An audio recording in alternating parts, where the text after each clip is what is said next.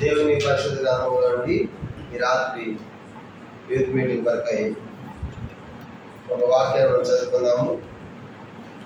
Youth meeting కొరకై దేవుని యొక్క వాక్యంలో నుండి ఒక వచనాన్ని మనం చదువుతాం.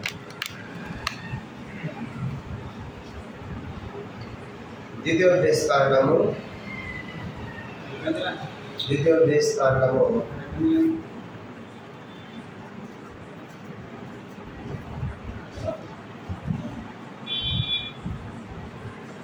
దేవుని వాక్యంలో ద్వితీయోపదేశకాండం 4వ అధ్యాయం.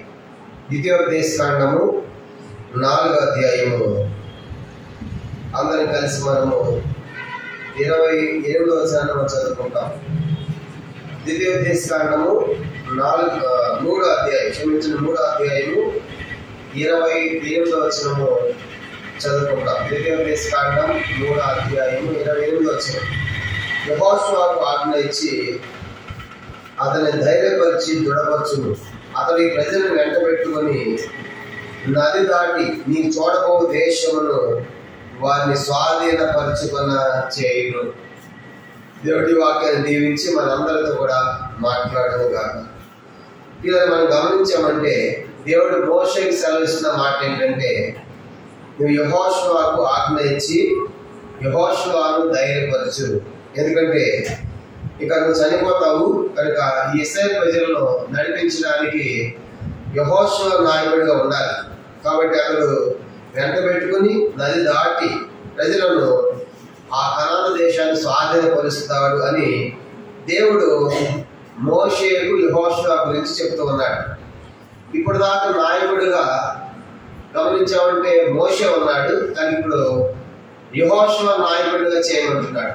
ఇంకా మనం గమనించామంటే అప్పటిదాకా యెహోషువ మోషేకు పరిచారకుడిగా, మోషేకు దాసుడిగా ఉంటూ వచ్చాడు.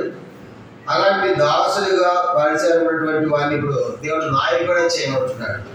అది మాత్రమే కాదు, యెహోషువ గురించిన కొన్ని సంగతులు మనం చూసామంటే యెహోషువ అంటే అర్థం ఏంటంటే యెహోవా రక్షకుడు అని అర్థం. యెహోషువ అంటే యెహోవా రక్షకుడు అని అర్థం. తర్వాత యెహోషువకి మరో పేరు ఉంది, హోషే అనే పేరు కూడా యెహోషువకు ఉంది. హోషే అంటే కూడా రక్షణ, లేకుంటే యెహోవా రక్షించువాడు అని అర్థం. కాబట్టి హోషే అంటే కూడా రక్షణ లేక యెహోవా రక్షించువాడు అనేటువంటి అర్థం మనం చూస్తాం. బైబిల్లో మనకు మొత్తము 4 యెహోషువలు కనబడతారు. కనుక యెహోషువ పేరు కలిగిన వారు బైబిల్లో మనకి 4 కనబడుతున్నారు. మొదటిది నిర్గమాకాండం 33వ అధ్యాయం 11వ వచనంలో, నిర్గమాకాండం 33:11లో నూను కుమారుడు మోషే పరిచారకుడైన యెహోషువ అని చదువుతాం. ఇతను మొదటి యెహోషువ. రెండవది మొదటి సమూయేలు గ్రంథం 6వ అధ్యాయం 14వ వచనం 18వ వచనం. మొదటి సమూయేలు గ్రంథం 16వ అధ్యాయం 6వ అధ్యాయము మొదటి సమూయేలు 6వ అధ్యాయం 14-18 వచనాల్లో ఏలీ కాలమందరి బెత్షెమెషు వారిలో ఒకడు, ఇతడు రెండవ యెహోషువగా మనకు కనబడతాడు. ఏలీ కాలమందరి బెత్షెమెషు వారిలో ఒకడిగా రెండవ యెహోషువ మనం చూస్తాం.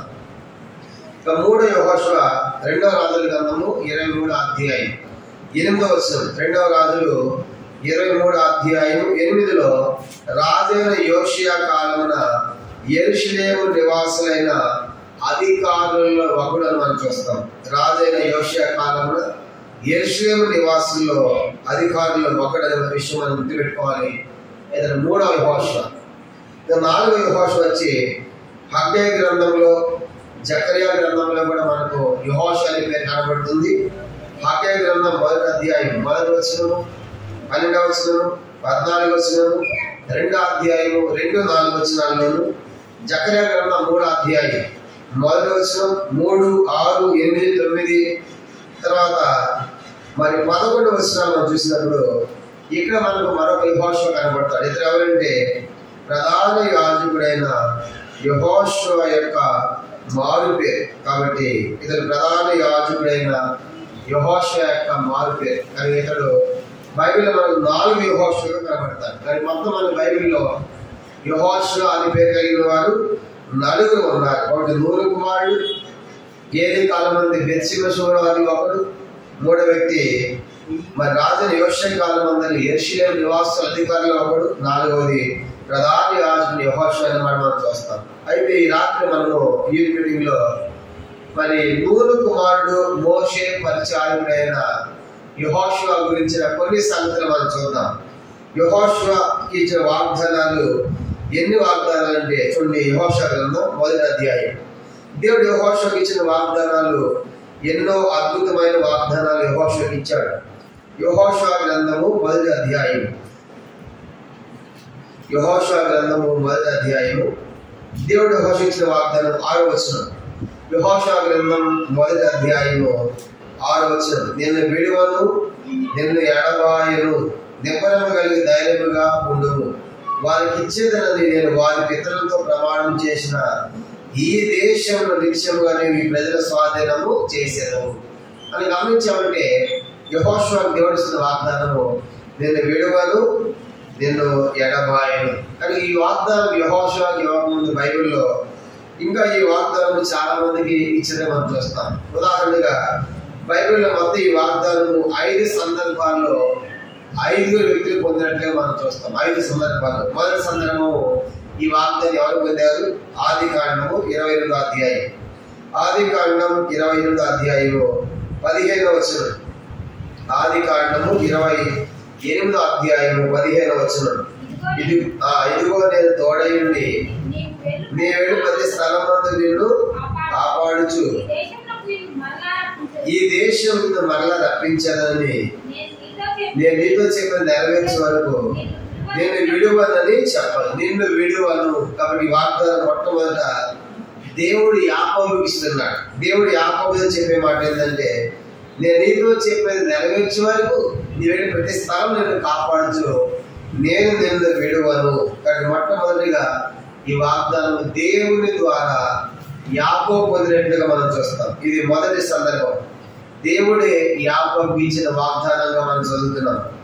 రెండవది వాగ్దానం ఎవరెవరికి వచ్చాడు, ఎవరెవరికి ఇచ్చారంటే ద్వితీయోపదేశ కాండం 31వ అధ్యాయం. ద్వితీయోపదేశ కాండము 31వ అధ్యాయము 6వ వచనంలో మనం గమనించామంటే ద్వితీయోపదేశ కాండం 31వ అధ్యాయము 6వ వచనం 31. భయపడకుడి, వారిని చూసి దిగులు పడకుడి, నీతో కూడా వచ్చేవాడు నీ దేవుడైన యెహోవా, ఆయన నిన్ను విడువడు, నిన్ను ఎడబాయడు. ఈ వాగ్దానము ఎవరికి ఇస్తున్నారంటే చూడండి, మొదటి వచ్చిన మోషే ఇశ్రాయేలులందరితో ఈ మాటలు చెప్పుట చాలించి. మోషే ఇశ్రాయేలుకి ఇస్తున్నాడు ఈ వాగ్దానం. దైవజనుడు మోషే ఇశ్రాయేలు బదిలిస్తున్న వాగ్దానం ఏంటంటే దేవుడు నిన్ను విడువడు, మిమ్మల్ని ఎడబాయడు. కానీ ఇది రెండో సందర్భం. దేవుడే మోషేనే ఇశ్రాయేలు బదిలిస్తున్నట్టుగా మనం చదువుతాం. మూడో సందర్భం ఇదే వాగ్దానము ఇంకా ఎవరెవరికి ఇచ్చేది. మూడో సందర్భం ద్వితీయోపదేశ కాండం 31వ అధ్యాయం 7-8 వచనాలు. ద్వితీయోపదేశ కాండం 31, 7-8 వచనాలు. మరి మోషే యెహోషువను పిలిచి నీవు నిబ్బరముగా ధైర్యంగా ఉండుము, యెహోవా ఈ ప్రజలకు ఇచ్చినట్టు వారి పితరులతో ప్రమాణం చేసిన ఈ దేశం నీ వీరితో కూడా పోయి దాన్ని వారికి స్వాధీనపరచవలెను. నీ ముందు నడుచువాడు యెహోవా, ఆయన నీకు తోడే ఉండదు, ఆయన నిన్ను విడువడు, నిన్ను ఎడబాయడు. ఈ వాగ్దానం ఎవరెవరికి ఇస్తున్నారంటే మోషే యెహోషువకి ఇస్తున్నాడు. కాబట్టి మోషే యెహోషువ మొదటిది దేవుడు యాకోబుకి ఇచ్చాడు. రెండవది మోషే ఇశ్రాయేలు ప్రజలందరికీ ఇచ్చాడు. మూడవది మోషే వ్యక్తిగతంగా యెహోషువకి ఇస్తున్న వాగ్దానం. నాలుగవది యెహోషువ గ్రంథం 1వ అధ్యాయం 6వ వచనం చదువుతున్నాము. యెహోషువ 1:6 నిన్ను విడువను, నిన్ను ఎడబాయను. కానీ ఇది ఏమి ఇస్తున్నారంటే మొదటి వచనం యెహోషువ 1:1 యెహోవా సేవకుడైన మోషే మృతి నొందిన తరువాత, మోషే చనిపోయిన తర్వాత దేవుడు యెహోషువకు దేవుడే స్వయం ఇస్తున్న వాగ్దానము నిన్ను విడువను, నిన్ను ఎడబాయను. కాబట్టి ఈ రాత్రి ఈ 4వ సందర్భంలో దేవుడే యెహోషువకి వాగ్దానం ఇచ్చాడు. అంత మాత్రమే కాదు, 5వది ఇది ఎవరు పొందారు? మొదటి దినవృత్తాంతములు 28వ అధ్యాయం. మొదటి దినవృత్తాంతములు 28వ అధ్యాయము 20వ వచనం. మొదటి దినవృత్తాంతములు 28వ అధ్యాయము 20వ వచనం. మరి దావీదు తన కుమారుడైన సొలొమోనుతో చెప్పినది ఏమనగా, నీవు బలము పొంది ధైర్యం తెచ్చుకొని ఈ పని పూనుకొనుము, భయపడము, గెలవకము. నా దేవుడి యెహోవా నీతో కూడా ఉండును. యెహోవా మందిరపు సేవలో కూర్చున్న పని అంతయు ముగించే వరకు ఆయన ఎంత మాత్రం విడువక ఉండను. ఈ వాగ్దానం ఎవరికి ఇచ్చాడంటే దావీదు తన కుమారుడైన సొలొమోనుకి ఈ వాగ్దానము ఇస్తూ ఉన్నాడు. కాబట్టి దీన్ని విడువను అనేటువంటి వాగ్దానము 5 సందర్భాల్లో ఇచ్చినట్టు మనం చూసాము. మొదటిది ఆది కాండంలో దేవుడు యాకోబుకి ఇచ్చాడు. ద్వితీయోపదేశ కాండంలో మోషే ఇశ్రాయేలుకి ఇచ్చాడు. మూడవది మోషే యెహోషువకి ఇచ్చాడు. 4వ సందర్భము దేవుడే యెహోషువకి ఇచ్చాడు. 5వది ఆఖరిది సొలొమోనుకి తన తండ్రి దావీదు ఈ వాగ్దానం ఇచ్చినట్టు మనం చూస్తాం. అంత మాత్రమే కాదు, ఈ వాగ్దానము యెహోషువ పొందడమే కాదు, యెహోషువకు దేవుడు చాలా వాగ్దానాలు ఇచ్చాడు. చూడండి, యెహోషువ గ్రంథం 1వ అధ్యాయంలో దేవుడు యెహోషువకు ఎన్నో వాగ్దానాలు ఇచ్చాడు. యెహోషువ గ్రంథం 1వ అధ్యాయము యెహోషువ పొందిన వాగ్దానం మనం చదువుతాం. మొదట ఒక 7 వాగ్దానాలు దేవుడు యెహోషువకు ఇచ్చినట్లుగా మనం చూస్తాం. మొదటిది యెహోషువ గ్రంథం 1వ అధ్యాయము 3వ వచనం. నేను మోషేతో చెప్పినట్లు మీరు అడిగిపెట్టిన ప్రతి స్థలమును మీకు ఇచ్చుచున్నాను. దేవుడు మొట్టమొదటి ఇచ్చిన వాగ్దానం ఏంటంటే యెహోషువకి, మీరు అడిగిపెట్టే ప్రతి స్థలము నేను మీకు ఇస్తాను. కనుక ఇది మొదటి వాగ్దానము యెహోషువ పొందాడు. రెండవ వాగ్దానం చూడండి, 5వ వచనం. యెహోషువ 1:5, నీవు బ్రతుకు దినములన్నిటిలో ఏ మనుష్యుడు ఎదుట నిలవలేక ఉండదు. రెండవ వాగ్దానం యెహోషువ దేవుడు ఇస్తున్నాడు. యెహోషువ బ్రతికిన దినం అన్నింటిలో కూడా బ్రతికినంత కాలం ఏ మనుష్యుడు దీని ముందర నిలబడలేడు, నివసించలేడు అనేది దేవుడు రెండవదిగా యెహోషువకి ఇస్తున్న వాగ్దానం. మూడవది అది 5వ వచనం. యెహోషువ 1:5 రెండవ భాగం. నేను మోషేకు తోడై ఉన్నట్లు నీకును తోడై ఉంటాను. మూడవ వాగ్దానం ఏంటంటే నేను మోషేకు తోడై ఉన్నట్లుగా నీకు కూడా తోడుగా ఉంటా. ఇది మూడవ వాగ్దానము దేవుడు యెహోషువకి ఇస్తున్నాడు. 4వ వాగ్దానం ఏంటి? 1వ అధ్యాయం 6వ వచనం. నిన్ను విడువను, నిన్ను ఎడబాయను. 6వ వాగ్దానం యెహోషువకి దేవుడు నిన్ను విడువను, నేను ఎడబాయను ఇచ్చిన 6వ వాగ్దానంగా మనం చదువుతాం. 7వ వాగ్దానం ఏంటి? చూడండి, 3వ అధ్యాయము 7వ వచనం. 5వ వాగ్దానము యెహోషువ గ్రంథం 3వ అధ్యాయము 7వ వచనం. నేడు వారికి అందరి నేను గొప్ప చేయ మొదలు పెట్టేదను. 5వ వాగ్దానం మనం చూసినప్పుడు దేవుడు అంటున్నాడు యెహోషువతో, నేను నిన్ను గొప్ప చేస్తాను యెహోషువ, గొప్ప చేస్తాను. కాబట్టి 5వ వాగ్దానం నేను గొప్ప చేస్తానని ఇచ్చాడు. 6వ వాగ్దానం ఏంటి? 4వ అధ్యాయము 14వ వచనం. యెహోషువ 4:14.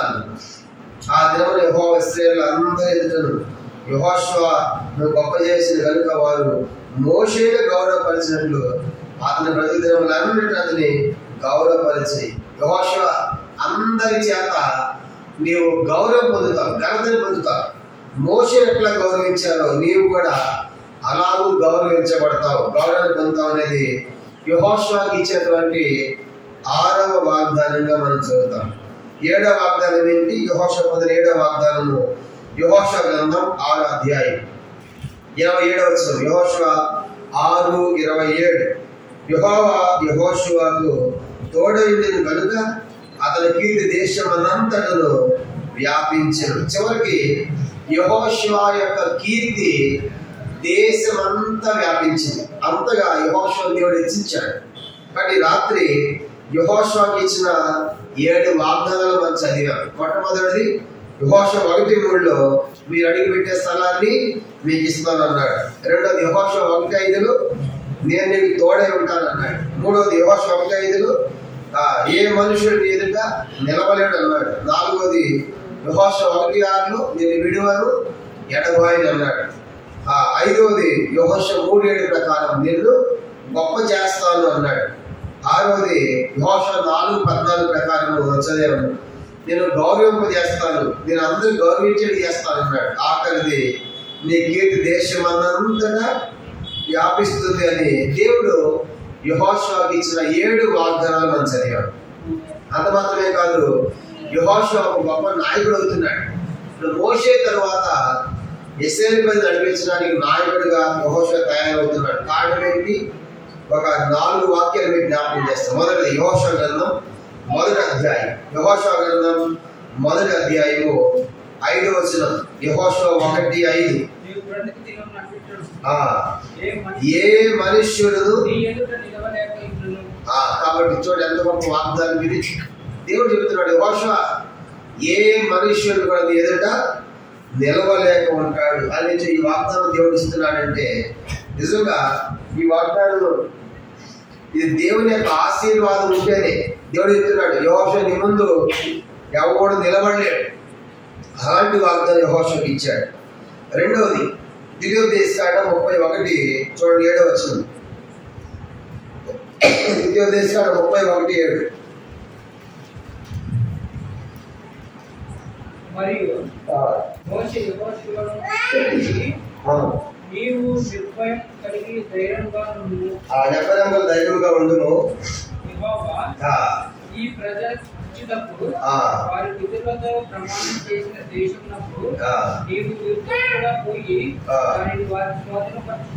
కాబట్టి మోషే అన్నాడు, యెహోషువను పిలిచి నిర్భయంగా ధైర్యంగా ఉండు యెహోషువ, నువ్వు ఇశ్రాయేలు ప్రజలందరూ కూడా కనాను దేశంలోని వారిని తీసుకొని పోతావు. అక్కడ వారిని స్వాధీనపరుస్తూ ఉంటున్నాడు. అంటే దైవజనం యొక్క ప్రోత్సాహం.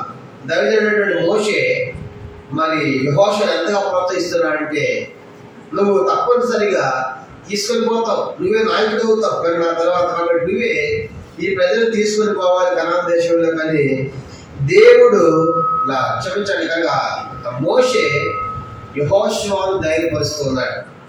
కాబట్టి మరి దైవజన యొక్క ప్రోత్సాహము ఎంత గొప్పదిగా ఉందో మనం చూస్తాం. ఇక్కడ రెండవ సందర్భం. మూడవది ఇంకా యెహోషువను ప్రోత్సహించిన వారు ఎవరు? ఒకటి దేవుడే ప్రోత్సహించాడు, ఏ మనుషుడు నీ ముందు నిలబడున్నాడు. రెండవదిగా మోషే అంటున్నాడు, నువ్వు తీసుకుని పోతావు, నువ్వే నాయకుడిగా ఉంటావు అని మోషే యెహోషువను ప్రోత్సహిస్తున్నాడు. మూడో సందర్భము యెహోషువ గ్రంథం 1వ అధ్యాయం. యెహోషువ గొప్ప నాయకుడు అవడానికి 3వ కారణము యెహోషువ గ్రంథం 1వ అధ్యాయం 16వ వచనం. చూడండి 1వ అధ్యాయము 16వ వచనం. అందుకు వారు, నీవు మాకు ఆజ్ఞాపించేదంతా మేము చేశాము, నీవు మమ్మల్ని ఎక్కడికి పంపుదువో అక్కడికి పోదాం. ఈ ప్రజలందరూ ఏమంటున్నారంటే, ఇశ్రాయేలు ప్రజలందరూ యెహోషువ దగ్గరికి వచ్చి, అయ్యా నీకు ఆజ్ఞాపించిందంతా నువ్వు మాకేమైతే ఆజ్ఞాపిస్తావో కొంచెం బయట తీసుకెళ్ళి నువ్వు మాకు ఆజ్ఞాపించిందంతా మేము చేస్తాం. అంత మాత్రమే కాదు, మేము మమ్మల్ని ఎక్కడికి పంపిస్తావో మేము అక్కడికి పోతాం. అంటే అర్థం ఏంటి? ఇశ్రాయేలు ప్రజలందరూ కూడా దేవుని ప్రజల ప్రోత్సాహం. యెహోషువకి దేవుని యొక్క ప్రోత్సాహం ఉంది, తర్వాత దైవజనుల యొక్క ప్రోత్సాహం ఉంది. మూడవది ప్రజలందరూ కూడా నీ మాట మేము వింటాం అని యెహోషువతో అంటున్నారు. మూడవది. 4వ మాట మనకు తెలుసు, యెహోషువ 24:15లో నేను నా ఇంటి వారు యెహోవాను సేవించను అన్నాడు. అంటే యెహోషువ కుటుంబం అంతా కూడా యెహోషువకు సహకరించింది కనుక సేవ చేయడానికి. కాబట్టి ఒక మనుషుడు గొప్పవాడు అవ్వాలంటే ఈ 4 ప్రోత్సాహాలు ఉండాలి. మొదటిది దేవుడే ఆ వ్యక్తి చెప్పాలి కనుక నీ ముందు ఎవడు నిలబడనే మాట దేవుని యొక్క ఆశీర్వాదం ద్వారా మాత్రం మనకు కలుగుతుంది. రెండవదిగా దైవజనుడైన మోషే ప్రోత్సహించాడు కనుక తప్పనిసరిగా ఈ ప్రజలు తీసుకొని పోతావు అని మోషే ప్రోత్సహించాడు. మూడవదిగా ప్రజలందరూ కూడా యెహోషువ దగ్గరకు వచ్చి, అయ్యా నీ మాట మేము వింటామని ప్రజలు ప్రోత్సహించారు యెహోషువను. అయితే 4వది యెహోషువ యొక్క కుటుంబం, అది నేను నా ఇంటి వారంటే యెహోషువ, ఆయన భార్య, ఆయన పిల్లలందరూ కూడా యెహోషువకు ప్రోత్సహించారు కనుక నీ మాట వింటామని. ఈ 4 ప్రోత్సాహాలు బట్టి దేవుడి మోషే తర్వాత గొప్ప నాయకుడు యెహోషువ. కాబట్టి ఇప్పుడు చెప్పినంతా కూడా ఉపోద్ఘాతము, అసలు వర్తమానం మనం వింటాం. ఇప్పుడు మోషే తర్వాత నాయకుడు చెప్పండి ఇప్పుడు యెహోషువ. కానీ మోషే అక్కడ తీసుకొచ్చాడు, అక్కడి నుంచి ప్రజలు కనాను దేశంలో తీసుకెళ్ళింది ఎవరు? యెహోషువ. మనం చూసాం ఆదివారం బలవర్తమానంలో కనాను దేశంలోకి ఎంతమంది వెళ్ళారు?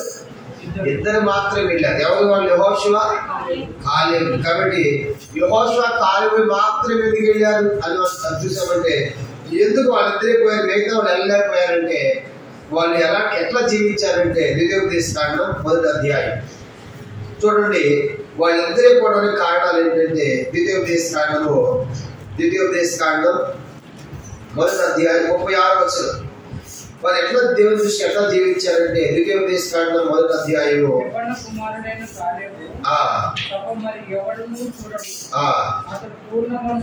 పూర్ణ మనసుతో యెహోవాను అనుసరించారు.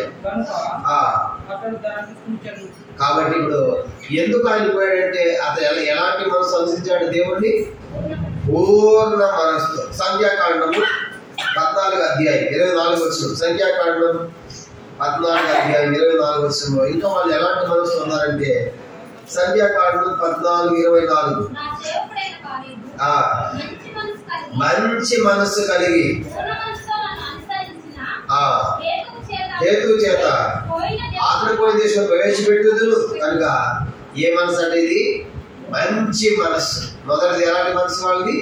పూర్ణ మనస్సు. రెండవదిగా మంచి మనస్సు. మూడవది యెహోషువ గ్రంథం.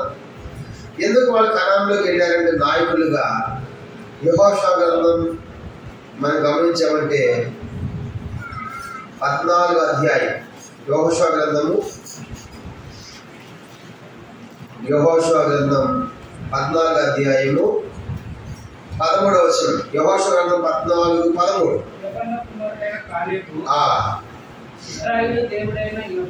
యెహోవాను నిండు మనస్సుతో చాలండి. ఇప్పుడు 3 మాటలు చూసాం. మొదటిది ఏ మనసు అంట? పూర్ణ మనస్సు. రెండవది ఏ మనసు అంట? మంచి మనస్సు. మూడవది నిండు మనస్సు. కానీ ఇప్పుడు ఈ ఇద్దరు యెహోషువ కాలేబులు అట్లా జీవించారు. మిగతా వాళ్ళంతా అక్కడ లేరు కాబట్టి రాలిపోయారు. మనం ఆధారం చూసాం, మిగతా వాళ్ళంతా రాలిపోయారు. ఈ ఇద్దరు మాత్రమే నిండు మనస్సుతో మంచి మనస్సుతో పూర్ణ మనస్సు అనుసరించారు కాబట్టి వాళ్ళు కనాన్ దేశంలో చేరుకున్నారు అని మనం చూసాం.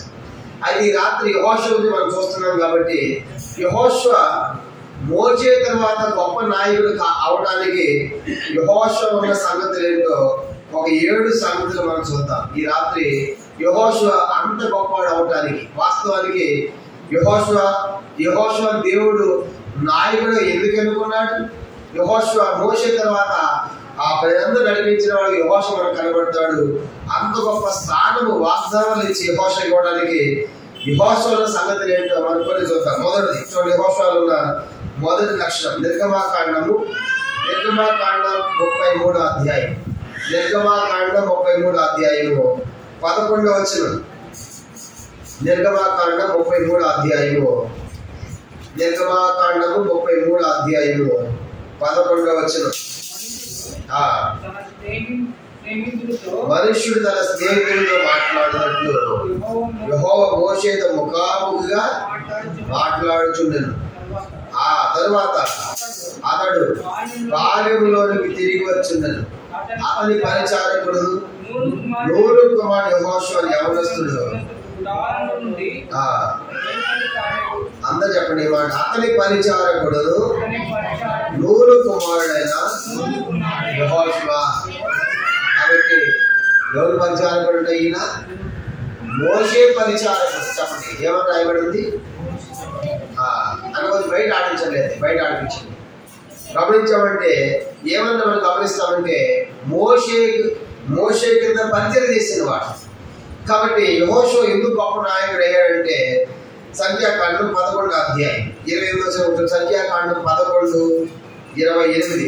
సంఖ్యాకాండము 11వ అధ్యాయము 28వ వచనం చదువుతాం.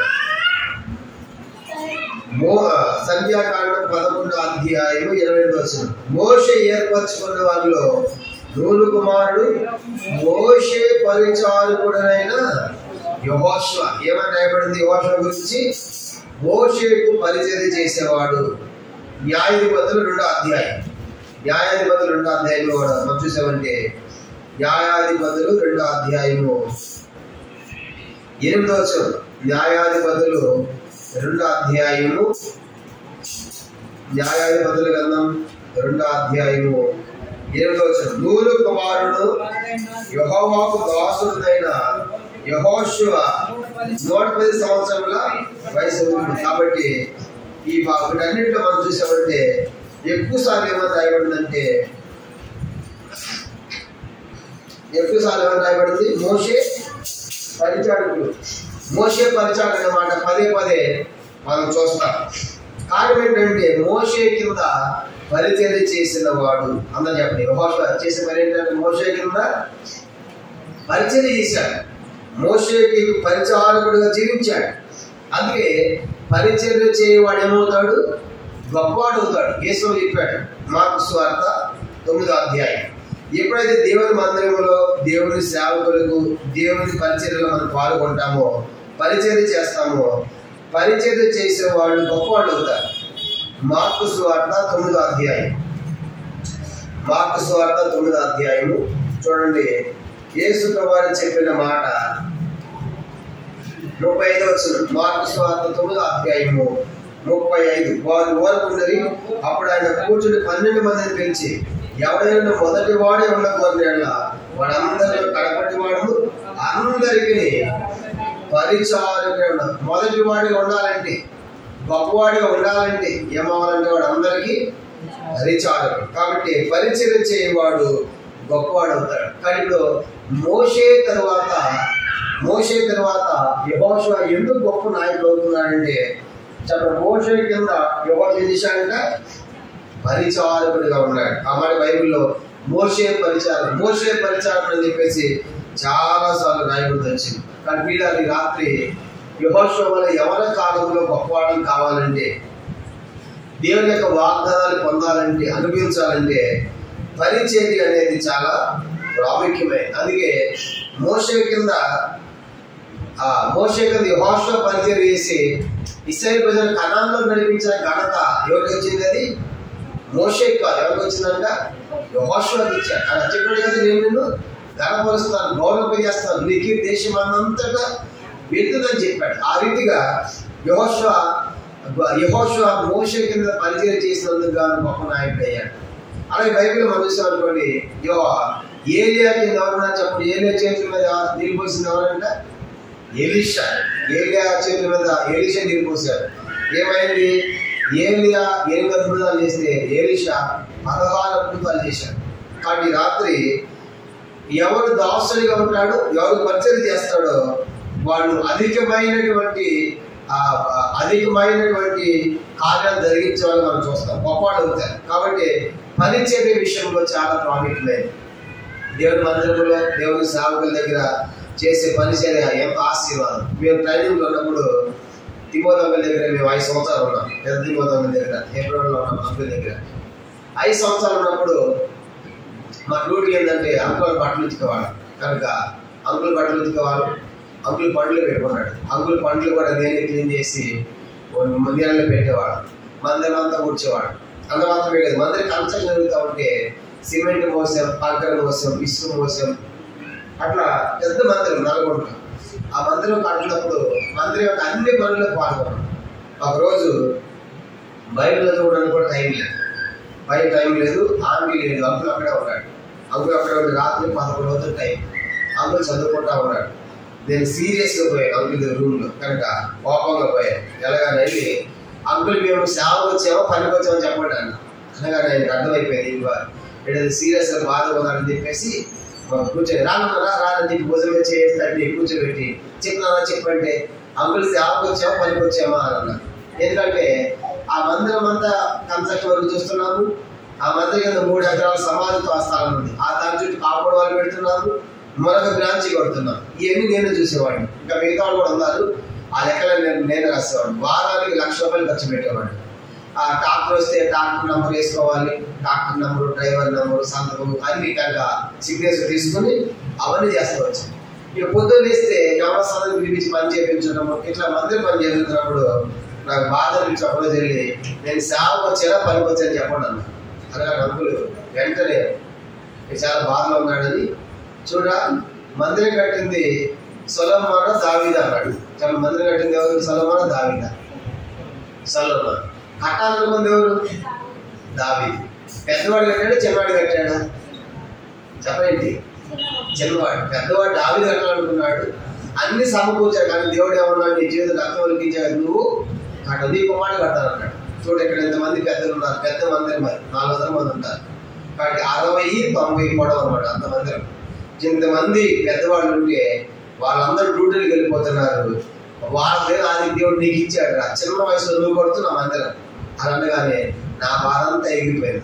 చూసారా, నిజంగా ఎన్నోసార్లు మనం దేవుని మందిరంలో పరిచయం చేయడం అంటే కనుక కొన్నిసార్లు బాధ అనిపిస్తుంది. కనుక బయట కూడా టైం లేదు కదా, ఇదే పరిచర్య, తెల్లవారులు వేస్తే సమాతోట కన్స్ట్రక్షన్ మందిరము బ్రాంచ్ ఇవన్నీ చేపిస్తున్నారు. కానీ ఎక్కడ మనకు ఉండడానికి ఉందని చెప్పేసి, ఎక్కడ బైబిల్ చదువుకు టైం ఉందని చెప్పేసి నేను బాధపడుకుంటా అట్లా ఉన్న సమయంలో దేవుడు అంకులు మాట్లాడే మాట ఏంటంటే, పెద్దవాడు ఎట్టాలనుకున్నాడు దావీదు, అతను దొరకలేదు అవకాశం, సొలొమోనుకి ఇచ్చిన ఆధిక్యత. అలాగా ఇక్కడ ఎంతో మంది సంఘంలో పెద్దవాళ్ళు ఉన్నారు, వాళ్ళకి ఆధిక్యత చిన్న వయసులో మందిరం కట్టే అవకాశం నీకు ఇచ్చాడని చెప్పాను. కానీ నా బాధం తెగిపోయింది. అప్పటి నుంచి మందిరంలో కానీ దైవ సేవకులకు కానీ పరిచయం చేయడం అంటే నేను ఎప్పుడు చదువుకోలేదు. అప్పుడు దాకా మనసులో అట్లా ఉండేది.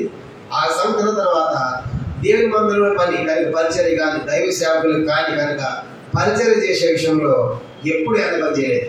కనుక ఏ పని చెప్పినా కూడా మౌనంగా సంతోషంగా తీసేవాడు. కాబట్టి ఈ దినం అనేకమైన స్థలాలు దేవుడు వాడుకుంటున్నాడు, మమ్మల్ని హెచ్చిస్తూ ఉన్నాడు. కాబట్టి యవ్వన కాలంలో మనకు అవకాశం ఉన్నప్పుడే చెప్పిన పరిచర్య మనము చెయ్యాలి. కనుక దేవుని మందిరంలో దైవ సేవకులకు చేసేటువంటి పరిచర్య ఎంతో గొప్పదో మనం చూస్తున్నాం. ఇప్పుడు మోషేకి పరిచర్య చేసిన దేవుడు యెహోషువ ఎంత హెచ్చించాడు, మోషే స్థానం ఇచ్చాడు. కనుక అతని నమ్మకత్వాన్ని బట్టి మోషే స్థానానికి వచ్చాడు యెహోషువ. కారణం ఏంటంటే పరిచర్య చేసిన కారణం చేత. కాబట్టి రాత్రి మొదటి సందర్భం ఏంటంటే ఎవరైతే పరిచర్య చేస్తారో అలాంటి వాళ్ళు గొప్పవారు అవుతారు. అందుకే పౌలు కూడా మార్క్ అనేటువంటి వ్యక్తి పరిచర్య చేస్తాడు. తిమోతి పత్రిక 2 తిమోతి పత్రిక 4వ అధ్యాయం, 2 తిమోతి పత్రిక 4వ అధ్యాయం. అందుకే ఈ పత్రిక రాస్తున్నప్పుడు తిమోతికి ఏమని చెప్తాడంటే పౌలు 2 తిమోతి పత్రిక 4వ అధ్యాయం చూడండి 11వ వచనం. 2 తిమోతి పత్రిక 4వ అధ్యాయం 11వ వచనం. లోక మాత్రమే నాయన ఉన్నాడు, మార్కుని వెంట పెట్టుకొని రమ్ము, అతని పరిచారము నిమిత్తము నాకు ప్రయోజనమైన వాడు. మార్కు ఎలాంటి వాడు అంటే పరిచయం చేసేవాడు. కాబట్టి తిమోతి నువ్వు వస్తా తప్పనిసరిగా ఎవరు తీసుకొని రావాలి, నువ్వు మార్కుని తీసుకొని రా. ఈ మార్కు ఎవరంటే మార్కు సువార్త రాసిన మార్కు. చెప్పండి, ఈ మార్కు ఎవరు? మార్కు సువార్త బైబిల్. ఆ మార్కు సువార్త రాసిన మార్కు ఇతరుగా మరొక పేరు ఏంటంటే యోహాను అనే పేరు కూడా ఉంది. అపోస్తలుల కార్యం 12వ అధ్యాయం, అపోస్తలుల కార్యం 12వ అధ్యాయము 12వ వచనం. అపోస్తలుల కార్యములు 12 అపోస్తలుల కార్యములు 12 ఇటు ఆలోచించుకొని మార్కు అను మారు పేరు గల యోహాను తల్లిన మరి ఇంటికి వచ్చాను. కాబట్టి ఈ మార్కు మరొక పేరు ఏంటి చెప్పండి? యోహాను. కనుక యోహాను ఉన్న మరొక పేరు మార్కు. కాబట్టి జాన్ మార్క్ అనమాట. ఇతని ఇల్లు యెరూషలేములో ఉండేది. ఇతని తల్లి ఏమని రాయబడి, ఇతని తల్లి మరి యెరూషలేములో ధనవంతురాలు. ఒక ధనవంతుల కుటుంబంలో పుట్టాడు ఈ మార్కు. పౌలుతో పాటు సేవకు ప్రయాణాలకు వస్తాడు. మొదటి ప్రయాణంలో కొంత దూరం వెనక్కి వెళ్ళిపోతాడు. వెనక్కి వెళ్ళిపోయిన తర్వాత మళ్ళా మార్కు పరిచయం స్థిరపడి రెండో ప్రయాణం దగ్గర పౌలు మొత్తం 3 ప్రయాణాలు చేశాడు. రెండో ప్రయాణంలో పౌలు ఏమంటాడంటే మార్కును తీసుకెళ్ళొద్దు పరిచయకి అంటాడు. కానీ బర్నబా ఏమంటాడు, తీసుకెళ్ళాలి అంటాడు. వాళ్ళిద్దరి మధ్య వాదం వచ్చి మార్కును వద్దన్నాడు పౌలు. ఒకప్పుడు పరిచయం చేయలేదు, మార్కు వద్దు అన్నటువంటి పౌలే ఇప్పుడు చివరి పత్రిక రాసినప్పుడు జైల్లో ఉండి తిమోతికి ఏమని రాస్తున్నాడు, మార్కును తీసుకొని కారణం ఏంటంటే అతను ఎవరంటే నాకు పరిచర్య చేసేవాడు. అంటే బహుశా ఈ మార్కు పౌలు యొక్క బట్టలను ఉతుకుంటాడు, భోజనం పెట్టుంటాడు, కానీ వంటలు చేసి పెట్టాడు. అందుకే అన్నాడు అతడు నాకు పరిచయ నిమిత్తము నాకు ప్రయోజనమైన వాడు. కాబట్టి ప్రియులారా, యవన కాలంలో యవనస్తులుగా మనకు గొప్పవాళ్ళం కావాలంటే మోషేలాగా మొట్టమొదటి ఏం చేయాలి, మనము పరిచర్య చేయాలి. యెహోషువ ఏ రీతిగా మోషేకి పరిచర్య చేశాడో అందుకే మోషే తర్వాత మోషే స్థానానికి యెహోషువ రాగలిగాడు. కారణం ఏంటంటే ఆయన చేసిన పరిచర్య. ఇది మొదటి సంగతి. రెండవ చూడండి, యెహోషువ రెండవ సంగతి నిర్గమాకాండం 17వ అధ్యాయం. నిర్గమాకాండం 17వ అధ్యాయము 9-10 వచనాలు. నిర్గమాకాండం 17వ అధ్యాయము 9-10 వచనాలు.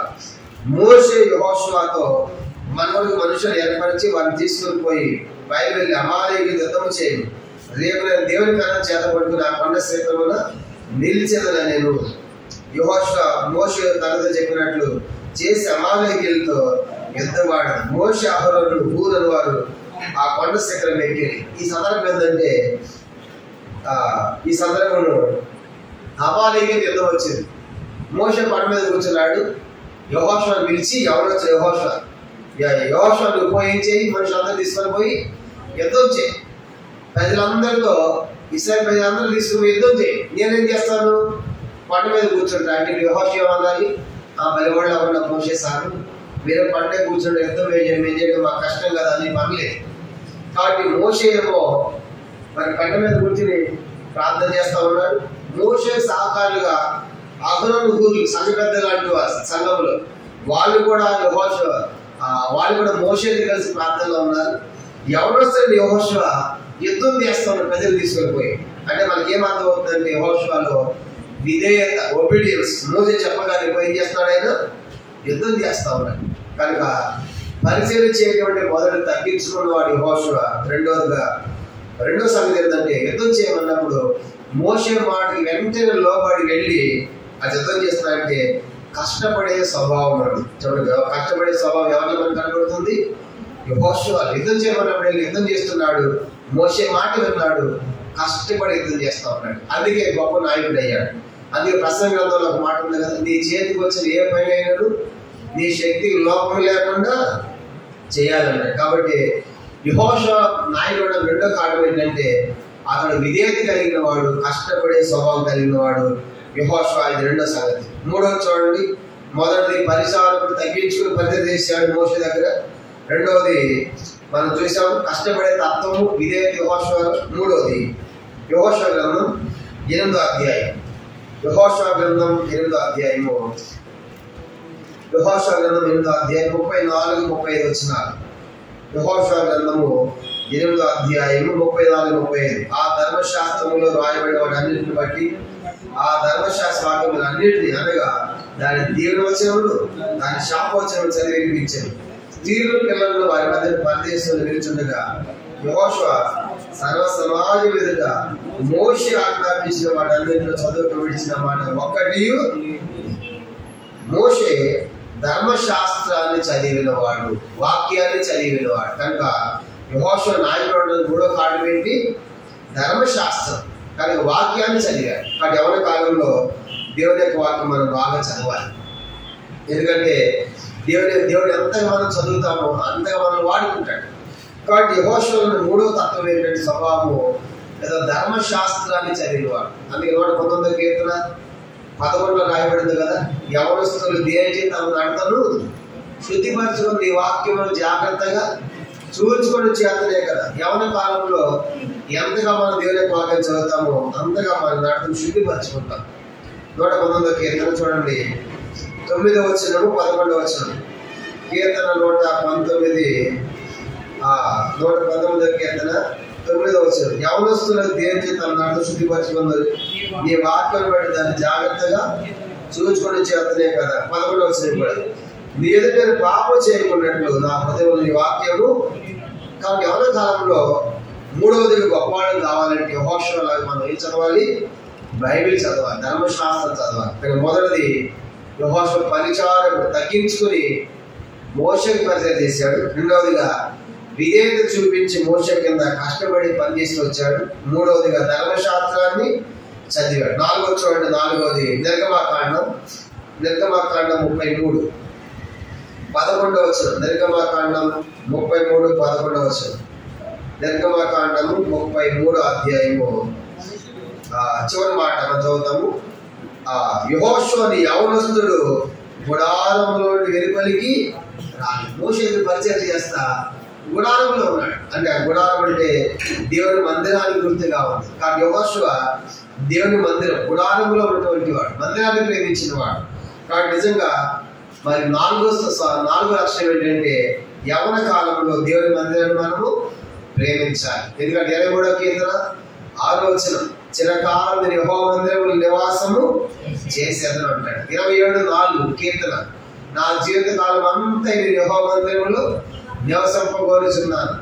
26వ కీర్తన 8వ వచనం, యెహోవా నీ నివాస మందిరమును నీ తేజో మహిమను నేను ప్రేమించున్నాను అంటాడు. 69వ కీర్తన 9వ వచనం, నీ ఇంట్లో వచ్చిన ఆసక్తి నన్ను భక్షించుతున్నది అంటాడు. 122వ కీర్తన 1వ వచనం, యెహోవా మందిరములకు జనులు వెళుతున్నప్పుడు నేను ఎంతో సంతోషించింది అంటాడు. 137వ కీర్తన 5వ వచనం, నా ముఖ్య సంతోషం కంటే యెరూషలేము నెచ్చుగా ఎంచని ఎడల ఆయన నాలుగు అంగిటికి అంటుకొనును గాక. యాకోబు యొక్క దేవునికి బలిష్ఠుని యొక్క నివాసాలను చూడాలి అంటాడు. ఈ వాక్యాలన్నీ కూడా దావీదుకు మందిరం అంటే ఎంతో ఇష్టం. కాబట్టి ఎవరి కాలంలో మనం కూడా దేన్ని ప్రేమించాలి? దేవుని మందిరం. అది 52వ కీర్తన 7వ వచనం అన్నాడు, నేనైతే దేవుని మందిరంలో పచ్చని ఒలివ మొక్క వలె ఉన్నాను. కాబట్టి ఎవరి కాలంలో నువ్వు ఎంతగా దేవుని మందిరాన్ని ప్రేమిస్తావో అంతగా దేవుడు దీవిస్తాడు. ఒకరోజు అనంతపురం వెళ్ళాను. అనంతపురం వెళ్ళి అక్కడ రాత్రి మందిరం పడుకుంటే 4:30 గంటలకు వచ్చారు. అందరూ వచ్చి ఊడుస్తున్నారు మందిరం అంతా. వాళ్ళంతా ఎవరంటే అడిగాను నేను, అక్కడ ఉన్న వాళ్ళు ఎవరు వీళ్ళంతా అంటే వాళ్ళంతా పెద్ద పెద్ద ఆఫీసర్స్ అంటారు. వాళ్ళందరూ పెద్ద పెద్ద ఆఫీసర్స్ వాకింగ్ లాగా వచ్చి మందిరం అంతా ఊడ్చి శుభ్రం చేసి వెళ్తున్నారు. నాకు సిగ్గేసింది. అయ్యో నిజంగా అంత పెద్ద ఉద్యోగం చేసేవాళ్ళు ఆఫీసర్స్ అయ్యి చెప్పిన ఏం చేస్తారు? మందిరాన్ని వాళ్ళు ఊడుస్తున్నారు. చూడండి, మందిరం దుమ్ము ఉంటుంది, డస్ట్ ఉంటుంది. ఏం చేస్తాం మనం? అటు వదిలేసి వెళ్ళిపోతా ఉంటాం. ఎక్కడ దేవుడు మనకు దీవిస్తాడు? కాబట్టి మన ఇల్లు ఎంత శుభ్రంగా ఉందో దానికంటే దేవుని మందిరం శుభ్రం ఉండాలి కదా. కాబట్టి శుభ్రం చేసుకోవాలి కదా మనం. మరి మీకు యవనస్తులు కాబట్టి యవన కాలంలో ఎంత మీకు శక్తి ఉంటుంది, శక్తి సామర్థ్యం ఉంది, బలం ఉంది, ఆరోగ్యం ఉంది, చేయగలుగుతారు. అలాంటిది దేవుని మందిరాన్ని ప్రేమించకుండా ఉంటే దేవుని యొక్క ఆశీర్వాదాలు ఎక్కడ పొందుతాం? అది యెహోషువ గురించి మనం చూద్దాం. చూసిన మాట, మోషే దగ్గర తర్ఫీదు అవుతూ ఆయన గుడారంలో బయటకు రాదంటే మందిరంలోనే ఉన్నాడు. అందుకే సమయంలో కూడా చూడండి, మందిరంలో ఉన్నాడు లేడు? సమయంలో మందిరంలో ఉన్నాడు. ఉండి గొప్పవాడయ్యాడు. దాని మొదలు బేష వరకు గొప్పవాడు. కారణం ఏంటి? ఏలీ కింద ఆయన పరిచయం చేశాడు. ఏలీకి పరిచయం చేశాడు. ఏలీ ఎదుట యెహోవాకు పరిచయం చేయుచుండెను. ఏలీ దగ్గర పరిచయం చేసినటువంటి సమయాలు దాని మొదలుని బేష వరకు గొప్ప ప్రవక్త అయ్యాడు. మోషే కింద పనిచేసినటువంటి యెహోషువ మోషే తర్వాత నాయకుడు అయ్యాడు. ఏలియా కింద పరిచయం చేసినటువంటి ఎలీషా ఏలియా కంటే ఎక్కువ అద్భుతాలు చేశాడు. అబ్రహాం కింద పరిచయం చేసినటువంటి దాసు ఎలియాజరు గొప్ప కార్యం తన దాసులకు ఇస్సాకు కుమార్తె తీసుకుని వచ్చాడు. ఇలా బైబిల్లో దాసులైన వారు గొప్ప కార్యాలు చేశారు. కారణం ఏంటంటే తమ యజమానుల కింద వారు చక్కని తనిఖీ పొందారు. ఇప్పుడు ఆ తలంపు ఏంటంటే మోషే గుడారంలో ఉన్నాడు, మోషేకి యెహోషువ ఉన్నాడు. మోషే పనులన్నీ చూస్తా ఉన్నాడు. ఎవరు? యెహోషువ. ఆయన చేసే ప్రార్థన, ఆయన ఆత్మీయ జీవితాన్ని చూసి నేర్చుకున్నాడు. అందుకంటున్నాడు దేవుడు, మోషే ఈ తర్వాత ఆ స్థానం ఎవరికి ఇవ్వాలి? యెహోషువకే ఇవ్వాలి. సంఖ్యాకాండం 27వ అధ్యాయం చూడండి. 5వ సంగతి ఏంటంటే అతడు ఆత్మీయంగా నడుచుకున్నాడు. యెహోషువ ఆత్మీయంగా నడుచుకునే వ్యక్తి, ఆత్మను కలిగిన వాడు. సంఖ్యాకాండము 27వ అధ్యాయము 17-18 వచ్చిన సంఖ్యాకాండం 27వ అధ్యాయము 17-18 వచ్చిన 17 వారికి నాయకుడిగా ఉండటకు సముద్రంలో అందుకు మోషే తిన్నాడు. నూను కుమారుడు యెహోషువ ఆత్మని పొందినవాడు. నీవు అతను తీసుకుని అతని మీద నీ చెయ్యి ఉంచి యాజకుడు ఎలియాజరును సర్వ సమాజం ఎదుట అతను నిలవబెట్టి వారి కన్నులకి ఆజ్ఞయము. తర్వాత 21 ఇశ్రాయేలు సర్వ సమాజం అతని మాట విన్నట్లు అతని మీద నీ ఘనతలో కొంత ఉంచు. కానీ ఇప్పుడు దేవుడు అంటాడు, మోషే ఈ తర్వాత నీకు సహకారిగా ఎవరు తయారు చేయాలంటే యెహోషువని పెట్టు. ఎందుకంటే యెహోషువ ఆత్మీయంగా నడిచేవాడు. పరిచయం తగ్గించుకుని పరిచయం చేస్తున్నాడు, విధేయత చూపించి కష్టపడి పనిచేస్తున్నాడు, ధర్మశాస్త్రం చదువుతున్నాడు. అంత మాత్రమే కాదు, అతనిలో ఉన్న 4 లక్షల మందిరాన్ని ప్రేమించిన వాడు.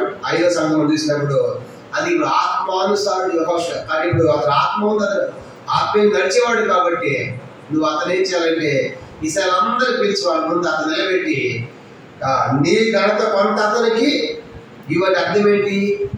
ఇప్పుడు మోషే స్థానం ఎవరికి వాళ్ళు చెప్పండి? యెహోషువకి.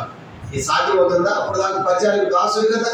కానీ దేవుడు ఎంత ఇచ్చించాడు యెహోషువను, మోషే స్థానం తీసుకొస్తున్నాడు. ఇంకో బైబిల్ ఏమంటే ఈ మాట, నిన్ను వాళ్ళే ఘనత వహించిన వారిగా చెయ్యి. ఇక్కడ నీ ఘనతలో కొత్త నీ ఘనత అంటాడు, మోషే ఘనత కొంత యెహోషువకి ఇవ్వమన్నాడు. ఎక్కడ రిఫరెన్స్ బైబిల్ ఏముంటుందంటే నిన్ను వాళ్ళే ఘనత వహించడానికి చేయాలంటే నిన్ను ఎట్లా గనపరిచారు ప్రజలు, యెహోషువలో గనపరచాలి. ఎందుకంటే యెహోషువ నాయకుడు అవుతాడు.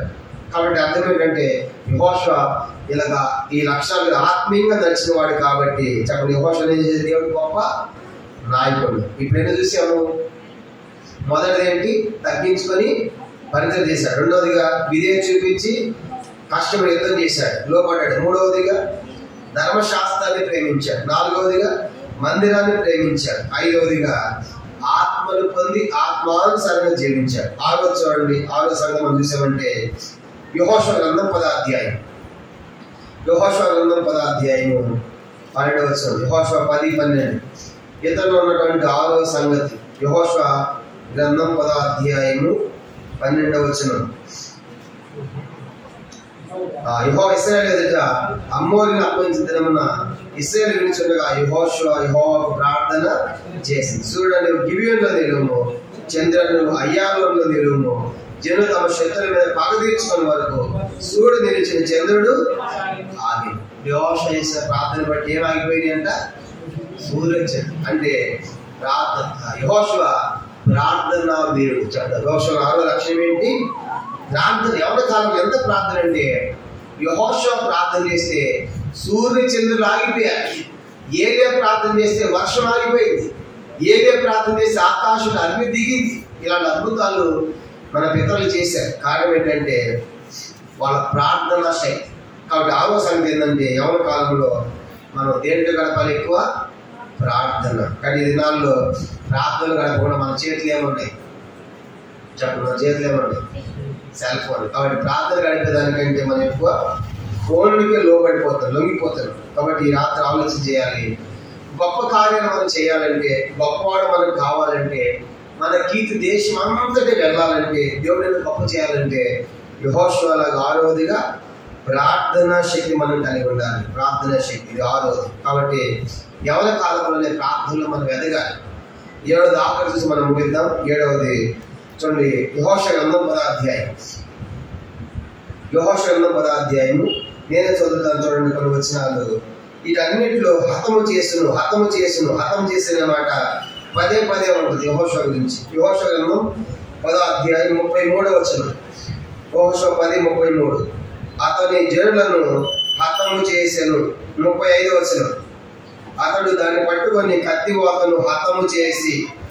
తర్వాత 37వ వచనం దాని పొలను పట్టుకొని దాని రాజును దాని సమస్త పురములను దాంట్లో వారందరినీ కత్తివాతను హతము చేసి. తర్వాత 42వ వచనం ఇశ్రాయేలు దేవుడు యెహోవా ఇశ్రాయేలు పక్షము యుద్ధము చేయించు కనుక ఆ సమస్త రాజులను అందరినీ వారి దేశంలో యెహోషువ ఒక్క దెబ్బతోనే పట్టుకొనను.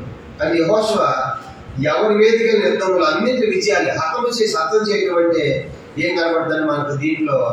యెహోషువ విజయవంతుడైన వ్యక్తి, విజయాలు సాధించిన వాడు. కనుక దేవుడు ఎవరి మీద యుద్ధానికి వెళ్ళినప్పుడు దేవుడు యెహోషువకి దేవుడు విజయాలు అనుగ్రహిస్తూ వచ్చాయి. కాబట్టి మన జీవితంలో కూడా విజయవంతులుగా ఉండాలి, జయవంతులుగా ఉండాలి. కాబట్టి ఎప్పుడైతే మనము జయవంతులుగా ఉంటామో అలాంటి వారి కోసం ప్రభు రాబోతూ ఉన్నాడు. అందుకే జయించు వారిని కొనిపో ప్రభు యేసు వచ్చును. కాబట్టి యెహోషువలో ఈ 7 లక్షణాలు మనం చూసాము. ఇంకా చాలా ఉన్నాయి. కానీ యెహోషువ ఎందుకు గొప్ప నాయకుడు అయ్యాడంటే మొదటిది ఏంటి, తగ్గించుకుని మోషే కింద పరిచర్య చేశాడు. రెండవదిగా మోషేకి లోబడి విధేయత చూపించి కష్టపడి యుద్ధం చేశాడు అమాలేకీయులతో. మూడవదిగా ధర్మశాస్త్రాన్ని చదివినవాడు, ప్రేమించినవాడు. నాలుగవదిగా గుడార మందిరాన్ని ప్రేమించినవాడు. ఐదవదిగా ఆత్మను పొంది ఆత్మానుసారంగా జీవించినవాడు. ఆరవది ప్రార్థనా శక్తి కలిగినవాడు.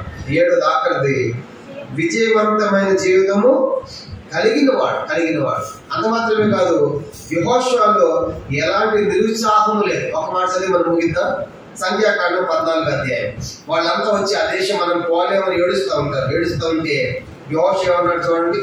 సంఖ్యాకాండం 14వ అధ్యాయము యెహోషువలో అందరు ప్రోత్సహించాడు. యెహోషువ ధైర్యపరిచేవాడు. సంఖ్యాకాండం 14:6 అప్పుడు దేశం సంచరించి చూచిన వారిలో నుండిన నూను కుమారుడు యెహోషువ యెఫున్నె కుమారుడు కాలేబును బట్టలు చింపుకొని ఇశ్రాయేలు సర్వ సమాజంతో మేము సంచరించి చూసిన దేశం మిగిలి మంచి దేశం, యెహోవా మన యందు ఆనందించిన యెడల ఆ దేశం మనల్ని చేర్చి దాన్ని మనకి ఇచ్చును, అది పాలు తేనె ప్రవహించు దేశం. వాళ్ళంతా మనం ఆ దేశం పోలేమంటే యెహోషువ వాళ్ళంతా ధైర్యపరిచాడు, ప్రోత్సహించి లేదు లేదు మనం పోతాము, యెహోవాని ఆనందిస్తే ఆ దేశం మనము పోతాం అని అనేకులు ప్రోత్సహించినట్టు మనం చూస్తాం. కాబట్టి రాత్రి అందుకు యెహోషువ ఇచ్చిన వాగ్దానాలు ఏంటి చెప్పండి? అడుగుపెట్టే స్థలం నీకు ఇస్తాను, ఏ మనుషుని ఎదుట నిలబడి కనుక నేను నీకు తోడై ఉంటాను, నేను నిన్ను విడువను, నేను నిన్ను గొప్ప చేస్తాను, నేను నిన్ను గౌరవింపజేస్తాను, కనుక నీకు ఇది దేశం అంతటా వ్యాపింపజేస్తాను. అట్లా గొప్ప నాయకుడిగా యెహోషువ అవడానికి కారణము యెహోషువలో ఉన్నటువంటి 7 లక్షలు మనము జ్ఞాపకం పెట్టుకుని యవన కాలంలో అలా జీవించినప్పుడు మనం కూడా భవిష్యత్తులో నేటి బాలరేవుడి పౌరులాగా నేటి మరి యవనస్తుల భవిష్యత్తు లాగా గొప్ప కార్యాలు దేవుని మందిరంలో చేయాలంటే ఇలాంటి యెహోషువ లాగా మనం అందరం ఉండడానికి ప్రభు తన కృపను మనకు దయచేయను గాక. ప్రభు వాక్యాన్ని దీవించును గాక. ప్రార్థన.